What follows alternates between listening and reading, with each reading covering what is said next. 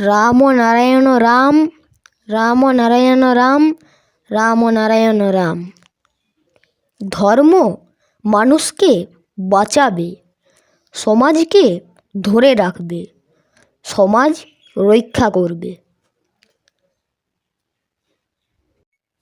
তোমাদের পিছনে অনেকে লাগবে, অনেক বাধার সৃষ্টি করবে, অনেক আজে বাজে কথা বলবে, আমার বিরুদ্ধে 50 রকমের কথা বলবে, যাতে তোমাদের মন ভাঙাতে পারে।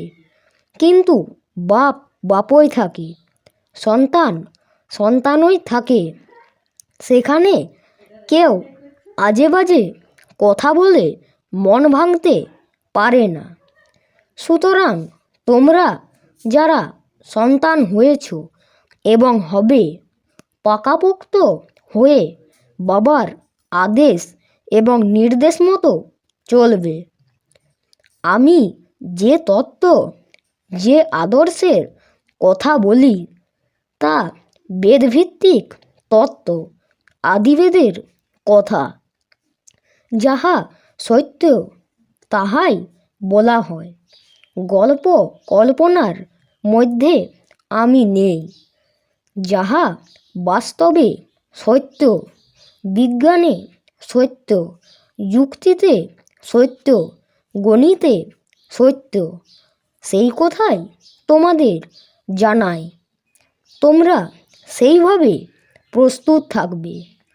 কেউ এসে যদি ভয় দেখায়, তাদের সামনে চুপ করে থেকো, প্রতিবাদ করতে যেও না, কারণ সময়ের প্রতীক্ষায় থাকতে হয়। এত বড় একটা আলোড়ন সৃষ্টি করতে হলে কোমর বেঁধেই নামতে হয়। অন্যায়ের প্রতিকার কল্পে যা যা করা দরকার, আমার সন্তানদের সেই সৎ সাহস আছে। কাজে নেমে গেলে তারা প্রতিবাদ করতে পারবে, প্রতিকার করতে পারবে। তোমরা সেইভাবে চলবে। তোমাদের অভিযোগ কিছু কিছু শুনলাম। কোনো সন্তান কোনো অভিযোগ নিয়ে আমার কাছে আসতে পারবে না। তার প্রতিকার যেভাবে করা দরকার সুষ্ঠুভাবে করবে। অন্যায়কারী যেই হোক, তাকে আমরা ছাড়ব না।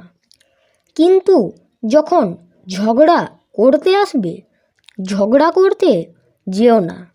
রিজার্ভ ব্যাংকে যেমন জমিয়ে রাখে, সেইভাবে জমিয়ে রেখে দেবে।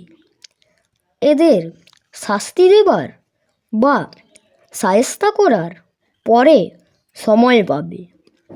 হঠাৎ কেউ আঘাতের সৃষ্টি করলে সঙ্গে সঙ্গে আঘাত দেবার ব্যবস্থা করবে না, অপেক্ষা করবে। তাই আজকের এই পরিস্থিতিতে, আজকের দিনে যে বিপ্লবের কথা বলা হলো, সেটা আত্মরক্ষার বিপ্লব, মারপিটের বিপ্লব নয়। আত্মরক্ষার বিপ্লবে তাদের শায়েস্তা করতে হলে মারপিট এমনি আসবে। আমরা বলবো না মারপিট করতে যাচ্ছি, আমরা বলবো আত্মরক্ষার জন্য ব্যবস্থা করছি। অযথা আমাদের উপরে আক্রমণ করতে যারা আসবে, তাদের আমরা সহজে ছেড়ে দেব মোটেই না। ছাড়ার কোনো প্রশ্নই ওঠে না। পাল্টা জবাব আমরা দেব। সময়কালীন প্রতিকারকল্পে প্রতিবাদ করার জন্য যে ব্যবস্থা গ্রহণ করা দরকার, আমরা তাই করব। সন্তানদের প্রতি সেই সময়ে তোমাদের পাশে পাওয়া যাবে তো? সকলে সমস্বরে। হ্যাঁ বাবা, তোমরা রেডি থেকো। এটাই হলো ধর্মযুদ্ধ, ন্যায়ের যুদ্ধ। আর পার্টিতে, দলে কেবল পার্টির যুদ্ধ, ব্যক্তিগত দলাদলির যুদ্ধ। সেই দলাদলির মধ্যে আমরা নেই। আমাদের সব জাতি এক জাতি, সব সুর আমাদের এক সুর। আমরা এক সুরের পথিক, যাত্রিক। তাই যেভাবে যা করা দরকার, নিজেরা সব একত্রিত হয়ে সেইভাবে কাজ করে যাবে।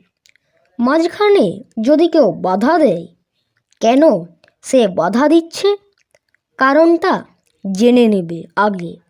যারা বাধা দেবে তাদের যে নেতা তাকে জানাবে। সকলের জানাবার অধিকার আছে। সবাই মিলে কাজটা করবে। একজনের মতে কাজ হবে না। যেটা ভালো নয় বুঝবে, করবে না। নিজেরা সংগঠন করে সকলে মিলে কাজ চালিয়ে যাবে। না, আমি তোমাদের কোনো অভিযোগ শুনতে রাজি নই। তোমরা আছো কিসের জন্য? একটা স্তম্ভের কোনো মূল্য নেই, অজস্র স্তম্ভের মূল্য আছে। তোমরা প্রত্যেকে এক একটি স্তম্ভ। প্রত্যেকটি বিন্দু একত্র হয়ে একটা বিরাট কিছু হয়ে যায়। তোমরা যেটা যেটা ভালো বুঝবে সংগঠনে, সেইভাবেই সেটা তোমরা করবে। এখানে দলাদলির প্রশ্ন নেই। কে কি বলল না বলল, কে কি পরামর্শ দিল, তার কোনো প্রশ্ন নেই। আমরা দেখব কোনটা ভালো, জনকল্যাণে কোনটা প্রয়োজন, সেইটাই তোমরা গ্রহণ করবে।